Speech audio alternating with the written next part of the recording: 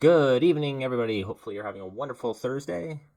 I've got a fun one for you today. It looks like Justin Trudeau is making his rounds, doing interviews with more than just the CBC. Looks like he's doing some interviews with UBC professor Paul Kershaw, um, creator of Generation Squeeze. So that's interesting. I'll have to do a whole video on that a little bit later because Generation Squeeze, it's from what I've seen and what I've researched of it, it's in full effect. So yeah, that's going to be in a later video. But sort of a down low of it, it's pretty much putting the squeeze on all the older generations in Canada to quote unquote make everything more equal for the younger generations of Canada. They have more, but pretty much that's the quick and lazy down low of it. Like I said, I'll make a whole video of it next time. But anyways, it seems like Justin Trudeau wanted to do a whole video where they interview him. So let's get into it. Our focus on generational fairness is really central to the project of trying to implement in Canadian society the seventh generation principle. The wisdom of governments for many Indigenous nations in Turtle Island to think about decisions today, not only for the present, but also what will it mean as far out as 7 generations from now. That's hard to do in Canadian politics when our electoral cycles are 4 to 5 years.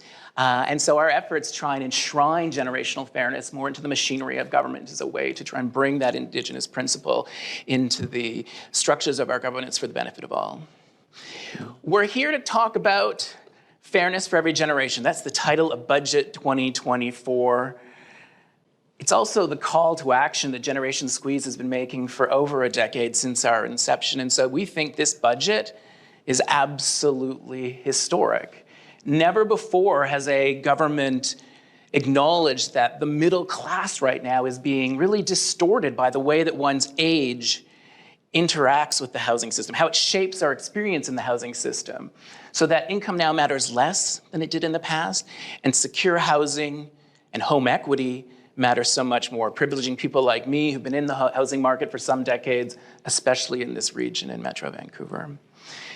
As many of you took your seats today, you would have seen scrolling on what is all too tiny a screen, a range of thank yous from the many, many people in our alliance, the over 40,000 folks who are part of Gen Squeeze, and many sent thank you notes to the Government of Canada for making the promise to restore fairness for every generation. And I wanted to highlight what's happening with the federal budget is being noticed around the world. The UK with the Intergenerational Foundation, they have described Canada's 2024 budget as a, quote, massive win for the principle of intergenerational fairness. In the US, the Berkeley Institute for Young Americans has identified it as historic. And both of those organizations are calling on governments around the world to take note of the leadership on generational fairness that is happening right now here in Canada. So with that, Prime Minister, I wanted to say congratulations. Thank you for that budget. Thank you for that progress. And can I invite you to greet the audience? Well, listen, I want to thank all of you. So I just want to take a quick delve into this fairness they're talking about, this fairness, intergenerational fairness. It sounds a lot like, I don't want to be hyperbolic here, but communism. That's what it's starting to sound like. I don't know. Let's keep on listening. You're here because Paul has immense admiration for you, for the work you do. I know it's a great group of people where we agree on all sorts of things and look forward to digging into the places where we can all learn from each other. It's interesting because you talked about the Indigenous principle of 7 generations as a way of building in a reflection that is more long-term.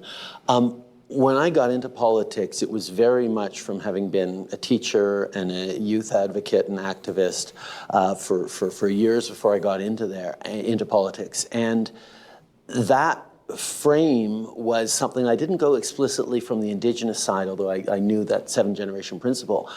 like I realized that politics needed to bring in young people in a way that it hadn't before. Not just because, well, young people are often disconnected from politics, not because they're apathetic, but because they care so much. They see a more aggressive type of activism as being more impactful, a better use of their time than the kind of incrementalism that politics usually and that governance usually brings. But the biggest reason that I used to lean on young people so much is because young people are naturally both more comfortable with change and more naturally long-term thinkers. When adults reach a certain point in their life, they think of the long term as a linear extension of whatever moment they're in right now. If you set aside a certain percentage of your income, if you pay off the mortgage in a while, if you go through your career path in a certain way, that you can predict what your retirement's going to look like. Young people are leaping from living at home to high school to university to living out on their own to starting a family. Everything is such deeply transformational that it's easier to draw on young people for a longer term thinking than the 4-year political cycle usually allows to. So for me, leaning on young people and bringing them in 2015 was a hugely important part of what shaped my entry into politics. And the irony is now, 10 years later, I look at those young people who got involved with me the first time. They're now in their late 20s and they're saying, I can't afford a home. Like, I thought you were supposed to be fixing this, and instead the world has gone in the wrong direction. And you can say, look, it would have been way worse had we not made the investments we did. But that's really the thing that fed into me to the need in this budget to say, okay, there's something fundamentally shifted in our economy that young people don't have the kinds of opportunities they had before, and that's what we're trying to go at, and that's where you and folks like you have been so incredibly helpful in our thinking. Holy crow. Did you... I can't swear on here because it's YouTube, but did you just hear that? Pretty much Trudeau just said I failed over my 9 years of governance, all the young people that voted for me in 2015. In that one sentence at the end, he said, well, all of the young people now are telling me now you can't afford anything. And yeah, isn't that what everybody's saying right now? Is I can't afford a house, I can't afford this, I can't afford that. And even Justin Trudeau is now telling the truth finally, and I don't even think he meant to. Is he failed us? Well, not me, I didn't vote for him in 2015, but that was something I was not suspecting. Also, most liberal voters are younger voters. It usually trends to when you're young, you're more liberal. When you're older, you're more conservative. I remember back when Trudeau was running, I was in Alberta at that time, and a massive amount of people, young people, because I was in college, voted for Trudeau because he was going to legalize marijuana. That was the only thing. Now, I don't know what drove them to vote for him a second time. A bunch of them voted for him a second time because they thought he was hot. Sure, but... Well, but now, I guess... I guess people won't be voting for him anymore because they're asking him, hey, what's up, Mr. Trudeau? You said things will get better, and now I can't afford a home. So this Paul Kershaw guy is gonna start speaking, and I just wanted to give you a little download on who this guy is, not just what Generation Squeeze. So it says here on the Generation Squeeze website that Paul Kershaw is an award-winning tenured professor at the University of British Columbia, public speaker, regular media contributor, and founder of Generation Squeeze. Paul received the UBC President's Award for Public Education through the Media in 2023 and the 2016 Award for Academic of the Year from the Confederation of University Facility Association of BC. So he's a BC guy, so he's probably an NDPer, and he seems... Yeah. We can kind of gather who this guy is from just that. He has been honored twice by Canadian Political Science Association with, of course, he studied political science, so in gender studies and politics. Okay, so he's a major lefty.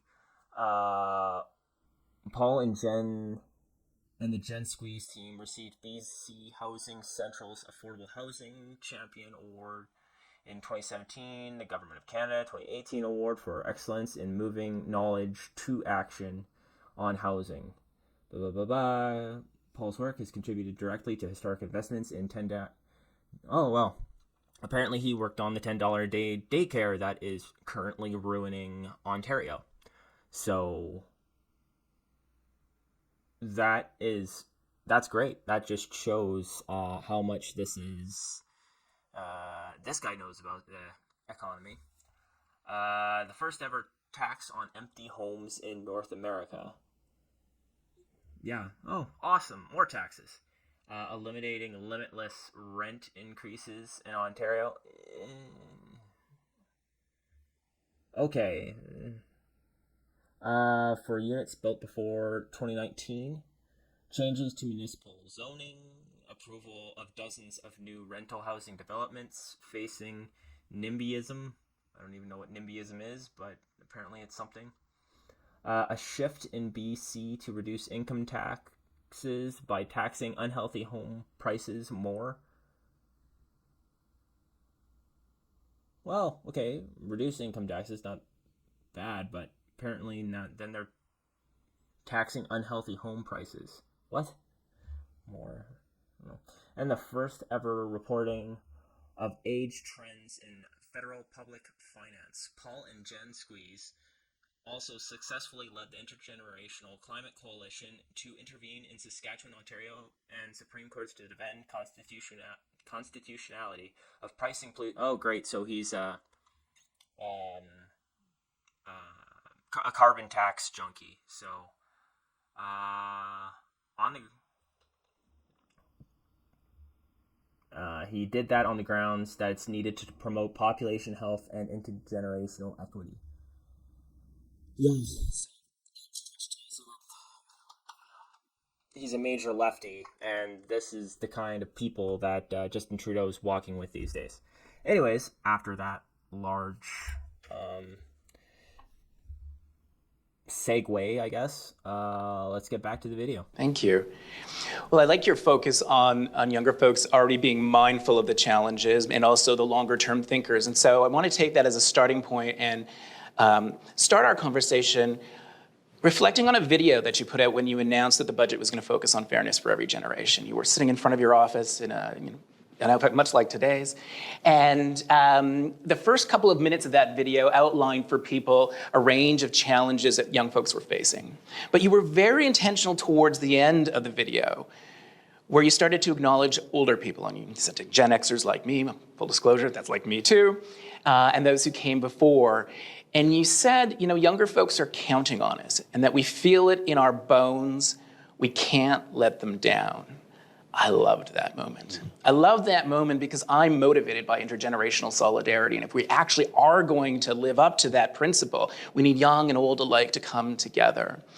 And I like that moment also because polling for some time now has showcased that a younger demographic worries that we don't necessarily have that solidarity as much. And indeed, Léger came out with polling just yesterday that said, identified over half of 18 to 29-year-olds that they can be convinced by a pollster to say previous generations are rigging the system for their benefit and making it harder for my generation.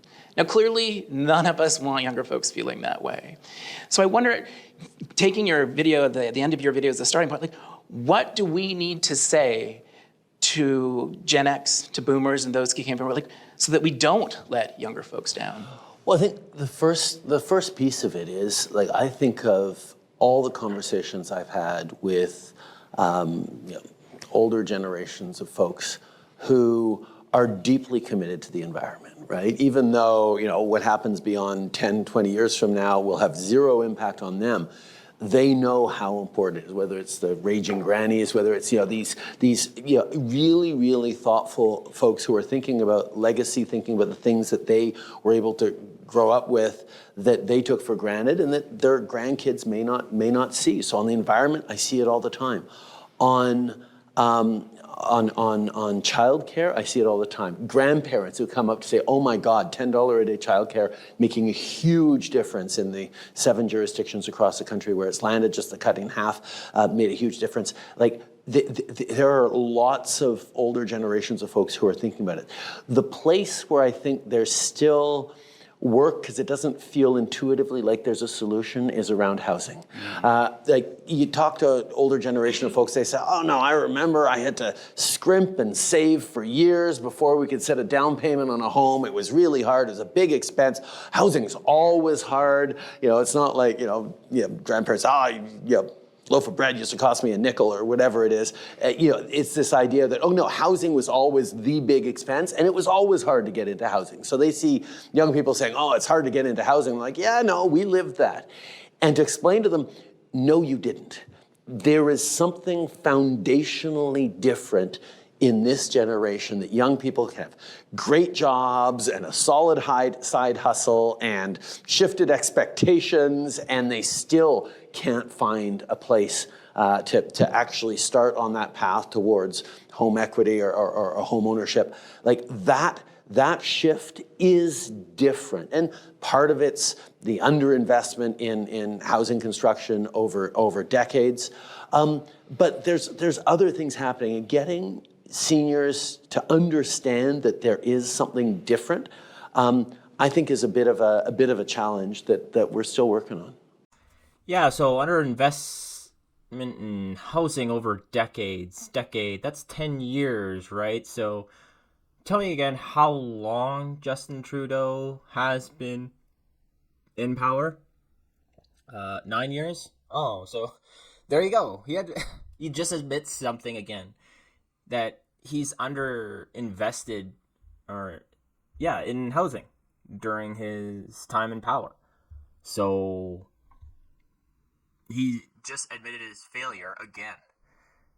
And yes, this is showing a very terrible part of Trudeau right now, because it's showing he knows the problem. He knows what's wrong, but he's not really willing to fix it, or he doesn't know how to fix it.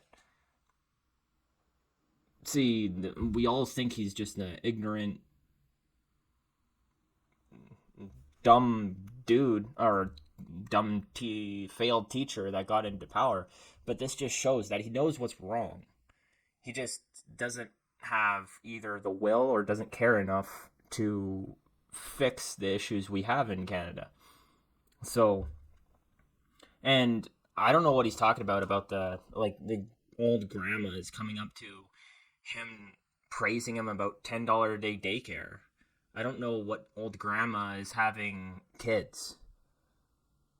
And usually grandmas, I know at least from like my parents and stuff like that, is, and my great grandma is, or she would have loved to have me over, or watch me while my mom and dad worked. And that's how it used to work. It used to be that if your mom and dad had to work and you needed to be watched, then you'd get dropped off at your grandparents, and the grandparents would watch you for the day, and then mom and dad would pick you back up, and that's how things would work. Or you'd go to daycare, and but it seems like that's broken now, because, like I said, $10 a day daycare uh, has pretty much run a bunch of daycares in Ontario out of business. So, and the fact when Justin Trudeau starts saying a bunch of like how housing is wrong, how something fundamentally is wrong in housing, I can tell you what's wrong with our housing market, and I'm just a trade. I'm just a tradesman. So what's wrong is we're not building enough houses for the amount of people who are in Canada. And taxes and all of this other stuff won't help with that. What you got to do is build, build, build, build, build. And the other thing that you have to do is you have to stop letting a ton of people from outside Canada inside Canada, at least at the amounts we're doing right now. I don't know the actual like numbers from last month that we let in, but I think it was like we had 150,000 immigrants in the last couple of months. Around that, I believe, but don't quote me on that. But a lot. Anyways, but I'll just use the last 2 years numbers. 2 million in the last 2 years. Do you know how many homes they need? A lot. And a home usually takes at least, depending on when you build it, it takes about 6 months to build to completion. Especially if you're building over winter. And we have long winters. But Justin Trudeau doesn't know this because he's never built a house before. Same with this Paul Kershaw and the Generation Squeeze people. I don't think this Paul Kershaw guy has touched a hammer in his life or been in a construction zone and watched a house actually being built. So he doesn't know what's put into this stuff to actually have a view on how to solve this housing crisis. But the only way we're going to do it is if we scale down the people who are coming into Canada, kind of like the Conservatives did, where each year we had a cap of 150,000, and then we ramp up our building of infrastructure. That means roads going out to these different areas where all the houses are going, and ramp up our building of houses. That's what we're going to have to do, and that's how we're going to get out of this housing bubble. But it's not going to happen under the Liberals, because the Liberals are just going to tax, throw money at municipalities, saying, hey, here's a bunch of money, build, but they won't watch where that money goes. And then that mostly goes to bureaucrats. So, anyways, after that massive rant, let's continue. That's a perfect segue for me, because I'd love to push the conversation a bit deeper on that issue. Not that long ago, you had a really fascinating interview with a Gen Z reporter running a podcast for The Globe. And it's been called City Space. Highly recommend it, folks. And it was a really clever reporter. She effectively said, Prime Minister, for my generation, it would be so helpful if housing prices fell. But clearly, for homeowners right now, that's not what they're going to think is in their interest. And so she asked, how do you manage that tension? And if you'll permit me, I'll paraphrase. It was an important moment because I was impressed you didn't dodge the question. You instantly, as any good politician would do in a country where the majority of voters are homeowners, said, we need to have housing retain its value because that's how we protect the nest eggs of those who are older. But in the very same breath, you didn't even take a breath in between, you acknowledge that for those who are renting, those who are going to locked out of homeownership, that the resulting wealth inequalities, that's not always fair. And I liked that interview because I think it showcases how big an ask that Gen X, boomers, and those who came before are making of a younger demographic. Yeah. Effectively, the political compromise for some time now has been, younger folks, can you tolerate higher rents, longer periods of time of putting off that dream of homeownership if it can come to fruition at all in some of our cities? Can you sacrifice in those ways, in no small part to protect the home equity of those who came before? And so how do we, as Gen Xers and those old, how do we talk to an older demographic and say, wow, let us recognize how much we're asking for younger folks?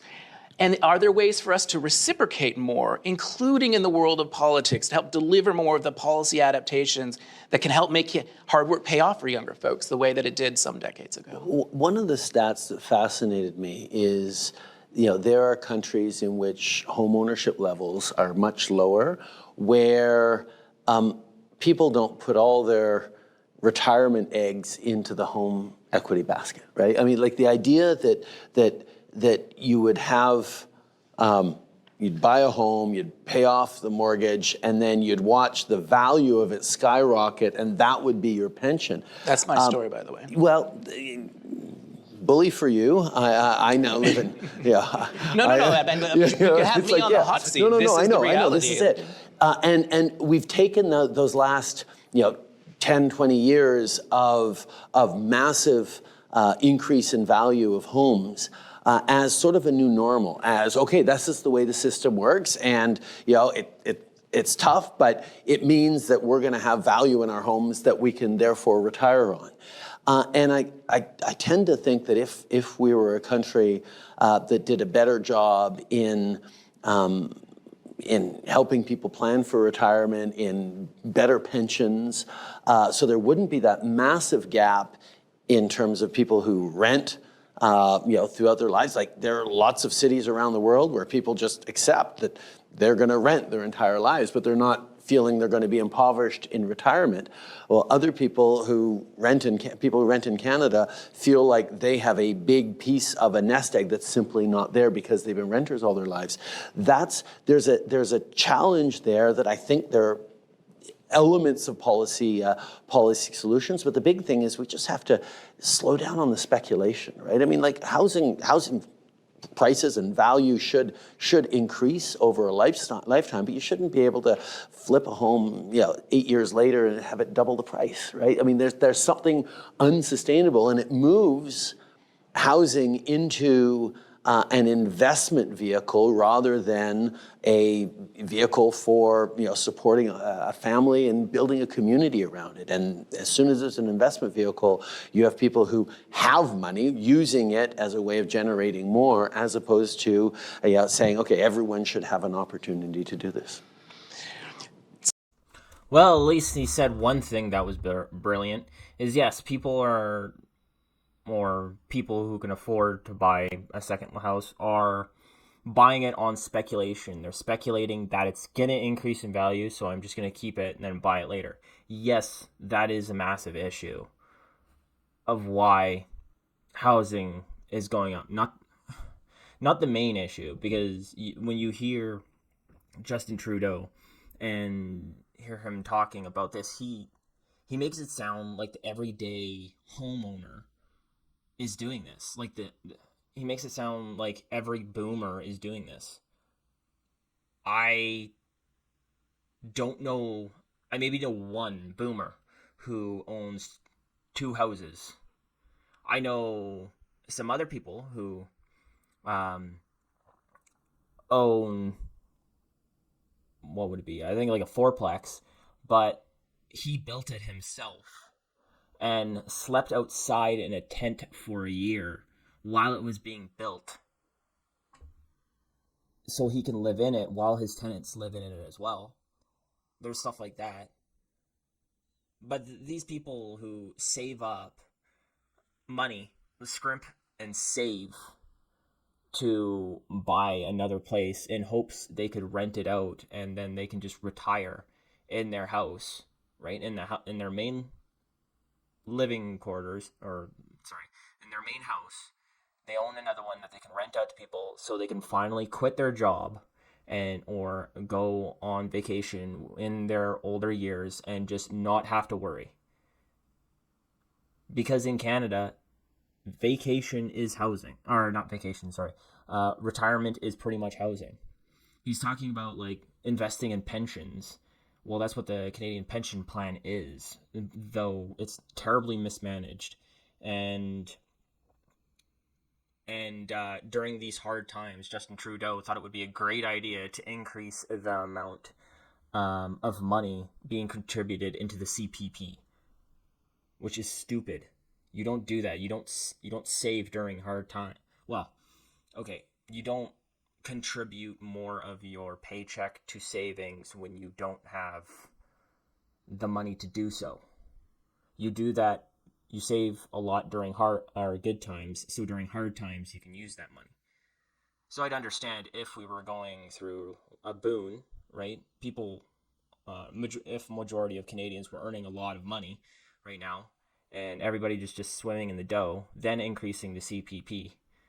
But that's not part of Trudeau's methodology. And yeah, and on the housing front, back to that. Like I said, that's not the everyday Canadians. It's the Black Rocks who are buying up all these random houses, the investment firms, those companies that are buying up actual like single family dwellings. Those are the people, or those are the companies that need to be taxed heavily. But to the government, to Justin Trudeau, you're the Canadian who owns two houses, who's saved, who banks on that to be their retirement, is no different than BlackRock, which is the biggest business and has a ton of investments everywhere, because he's going to tax them all the same, at least with housing. So at Gen Squeeze, when we talk about that theme, we refer to housing should be for homes first and investment second. Of course. And it's quite a cultural shift in Canada, though, for us to actually think that we don't want home prices to rise really. Oh, and one more thing. We shouldn't blame these landlords who are renting out rooms in their houses for temporary housing, because those things are well needed, and those are investments. And it sounds like that's what these guys and this generation squeeze. They're criticizing these homeowners who are doing that, who are renting out rooms in their houses. If these landlords get rid of their houses, like sell them and sell it to one person who's just going to use it themselves for them and their family, and there was 4 people living in that house before, where are those other 3 people going to live? So these rooms for rent that these small time mom and pop landlords, if we lose them, then we lose a lot of dwellings. Any longer. In fact, for the next many years, it would be great if they minimally stalled so that people's earnings would have a chance to catch up. But that is a mental shift. That's a mental model shift, and it requires asking an older demographic to come on board with that. Now, I think you were the first senior politician that I'm aware of to actually say out loud when asked by a media person, hey, what do you want to have happen to home prices? And you said, we don't want them to go up any longer. I'm working hard to have previous... Not going up at the same speculative, unsustainable rate that they have been. I mean... I might even push just in the short term, just like not go up anymore whatsoever, actually. I'm trying to solve for that by building massive levels of supply, and hopefully that will have a bit of an impact there. So as we have a convergence more and more that we don't want to see the same rate of escalation in home prices, and people like me and groups like Gen Squeeze will say, let's just stall more generally. That'd be an interesting place for ongoing conversation. That is part of the reciprocity, though, that an older demographic could show. Like, hey, we understand that. And in many respects, it doesn't really ask that much of them in terms of their adaptations. It's actually asking more of a younger demographic. We're asking you to figure out how to better plan for retirement down the road when you can't count on home prices driving your security later on. So in fact, it's another adaptation that we're expecting of younger demographic. And I think we should be open to acknowledging that. I'm going to put up a slide that I really do hope your team briefed you on in advance. We did share it. Now it's the younger generation's fault. No. So first it's the older generation's fault for, going through good times and not giving up what they have to the younger generations. And now it's us young folk, it's our fault for not preparing well enough. It's not the government who's been taxing us to death, increasing the carbon tax every single year, so in a country that you need to drive to do anything. No, it's not that. it's not the government that's underinvested in housing for 9 years, who allegedly was told before he started, well, not allegedly, he said he was told that he should bring housing down. So no, it's our fault, guys. I go every year to the budget lockup, and there's a table, A16, in the budget that every year I madly crunch the numbers into an Excel document, and I send it to my lovely team member, Megan, who right now can't put up her hand because she's filming, to help make it into an infographic. I bring this up because as we're asking a younger demographic to make a lot of adaptations in the housing system to... I'm just hooked on your choice of animals. Okay, yes, right, I need to showcase. There's a T-Rex and a beaver there on the same... There's a T, and Megan will make the case that the T-Rex is absolutely part of the Canadian animal lexicon, given if you were to like travel to, travel to Alberta and go see some of the great fossils. So I should just, for people listening later on... elephants are a part of the elephants Canadian... are not. The elephant is the elephant in the room. There we go. And the elephant in the room is that... I've known Paul long enough to know he has an answer for everything. I shouldn't have even tried. The elephant is trying to bring that cliche out, the elephant in the room, that I've done so much media saying that the current federal housing plan is the most comprehensive we've seen nationally in decades. I have been on the record many, many times saying that the $10 a day childcare system is something that was first recommended 50 years ago and half a century of governments did not act on. And yet I also have to go and do media and say that notwithstanding how historic childcare is right now and the new investments for housing, they are quite modest in comparison by the new spending growing on something like old age security. The magnitude of order of old age security increasing 10 times faster than childcare, 15 times faster than new money for housing. And when I see this, this kind of depiction of what's happening in budgets, it's hard to see this as the intergenerational reciprocity from an older demographic towards you. Hey folks, you're struggling in the housing system. How can we bring other costs of living down for you? This looks like it's actually also asking a younger demographic, in addition to sacrificing somewhat in the housing system, we're also asking you to tolerate more government spending going to the parents and grandparents you love, but relatively less coming to you. I don't think most older people know this. I know we have at Gen Squeeze many people, we call them grandambassadors, who are deeply concerned about the legacy they're leaving for their kids and grandchildren, but are not entirely aware of this age gap in spending. So I wonder, how does a group like Generation Squeeze, how do you as a leader of the federal government, how do we help an older demographic come to recognize that this is the pattern that's been building over decades in our budgets and ask for their help to help find a better balance between young and old alike? Well, I think part of it is the solutions that we're actually going to put forward tangibly. Because if you just look at a pictogram like that, you're going to say, okay, you're going to have to, chop those elephants' legs off, or you're going to have to, massively reduce some of the or make a very big beaver. Maybe a very What we actually have to think about as well is what are those things that can change actually the reality on the ground in a way that doesn't project. I mean, like you said, if young people have other ways and actually realize, okay, they're not going to get the same kind of home buyers plan necessarily that people a generation ago did in terms of what their retirement nest egg will be, those are things that we can look at to try and make sure they happen. I mean, one of the things that always comes up for me is the idea that,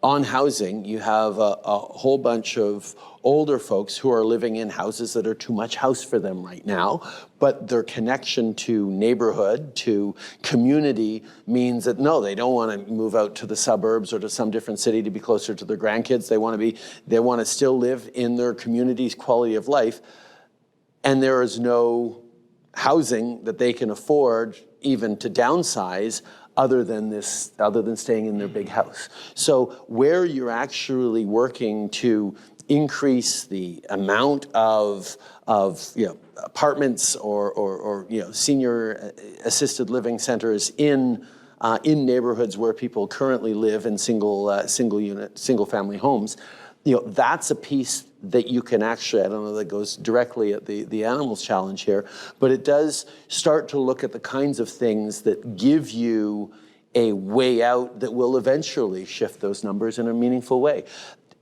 Drastic changes in budgeting projections are very, very difficult. I mean, when we came in with childcare, when we came in with dental care, which is from kids all the way up to seniors, when we move at pharmacare on prescription contraceptives and insulin, none of those specifically seniors facing, but all of them mattering across generations. These are things that we got an awful lot of pushback on, and it's a shame to see the largest housing investment in Canada's history is that a mouse or a mole? Or it's a mole. It's a Mouse mole. would have been rude. There we go. It's a mole. It's a mole. These are things that we're facing as much pushback as I think we could have borne.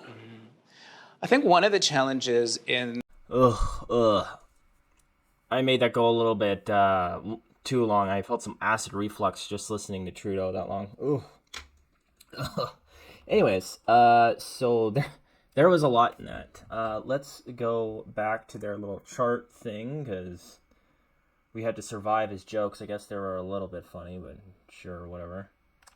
All right. So let's see what they're showing here. So this is the amount that they pay on, it says it's $8 on medical care, a new spending plan in federal budget, annual increases in 2028 compared to 2022.